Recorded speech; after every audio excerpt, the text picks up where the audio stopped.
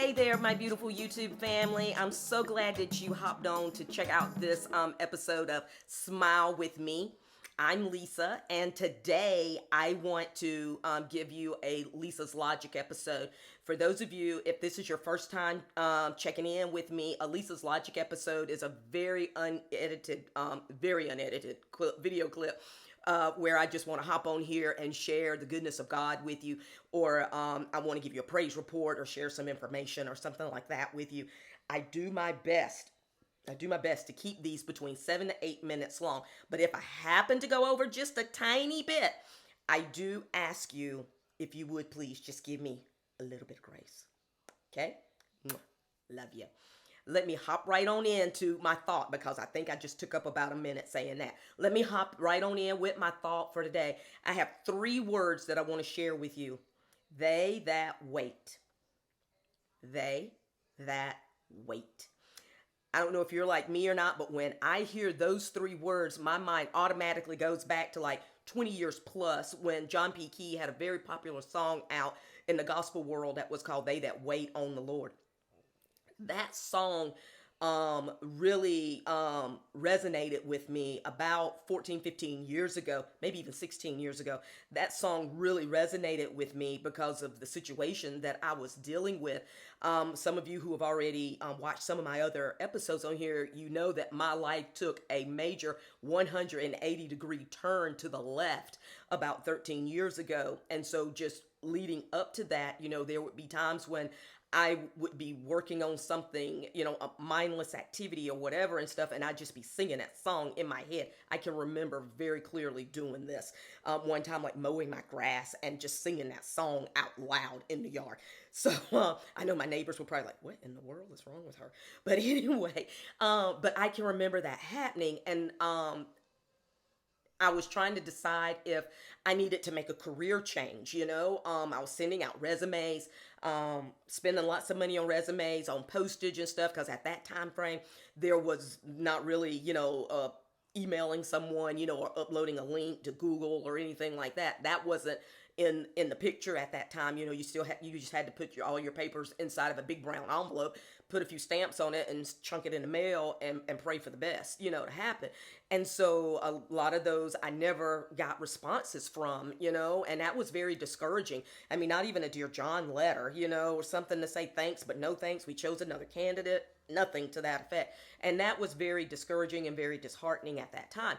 I was also trying to figure out, if I should go back to school or not. I really wanted to do that. And I was like, do I need to get my master's? Do I need to get my PhD? What am I going to major in? What college am I going to go to? And more than anything, who's going to pay for this? So, goodness gracious. A lot of things like that was happening. Who am I going to be in a relationship with? What type of person do I want to go on this journey with? Do I just need to do it by myself? Probably be a lot more fun, with having a companion, with me and things like that. But hey, just trying to make that decision, trying to decide on a church home, was a difficult thing for me as well. All of these things have happened, I'd say, just in the last 15 years, some as soon as up to soon as like yesterday, and things. So these things have really been pressing, and it has made me go back to think about, well, I waited, and good things have come to fruition from that waiting. In more recent years, with the pandemic and stuff that has hit, trying to decide, should I sell my home? Should I relocate? Should I purchase another home? Should I purchase a condo, townhome? What should I do? Should I purchase, a vehicle? Should I purchase some appliances, for my home? I mean, it's the pandemic, and everything on the news wants me to be terrified, about what's going to happen, and stuff, but these were things that were really needing to be replaced. And so I prayed about it, and I waited. And as a result, hey, good things came from me waiting. Trying to decide just, on friends, who needs to go with me on this journey throughout my life, who can go with me, who do I need to leave completely behind, and who do I need to love from a balcony and, wave to them up there and say, hey, and let them see me thrive, So I've been in a lot of situations, and the more I think about it, just been thinking about just over the last few days, and all of those major situations, those were situations where I have waited. And some of the things that I am still waiting for have not quite come to fruition, but my faith has deepened in God. My time in the Word has become longer. I dig deeper into the words. I go back and try to find the origin of where some of the Bible verses are coming from or what they mean. I've been reading books, getting different perspectives of people of what things mean. How do I stay afloat? What pathway do I need to go on and things? And all I can say is that in all of those things, and those are just some of the big situations that have come up in my life, just like I say, as recent as yesterday, is that I can say that I was one of those people who waited. They that wait, and good things came along my way. Like I say, a couple of things I'm still waiting on to see what's going to happen, but they're trucking along really well. Um, when I am in the Word with God, and when I am praying and things, I just talk to God and ask Him, please give me the strength, give me the ability to sit my hips down somewhere and let me just wait if that's what I need to do.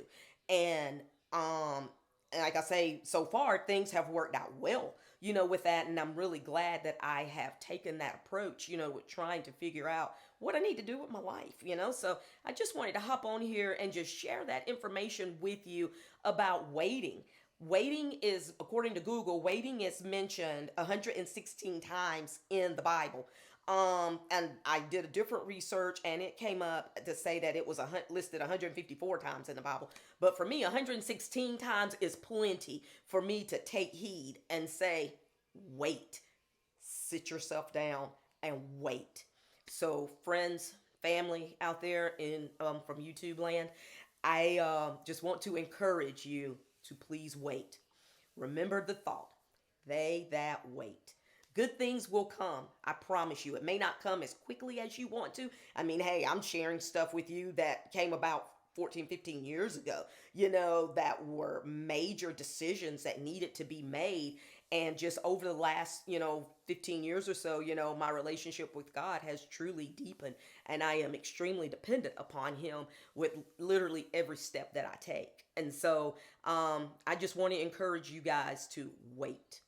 Wait, wait, wait. Go check out Isaiah chapter 40, verse 31, and it will confirm for you what happens when you wait on God. Thank you so much for letting me come into your space one more time for just a few short moments. Like I say, if I ran over a little bit, I am so very sorry. I just ask that you would please just give me a little bit of grace on that area. If you would please like, subscribe, and share this episode with some friends, some coworkers, some family members, or anybody that you know of that could benefit from some of my messages that I put out there. I'd really appreciate it. Thank you again. Thank you, thank you, thank you. I love you all. Mwah. Bye-bye. Have a good rest of the day on purpose. Bye.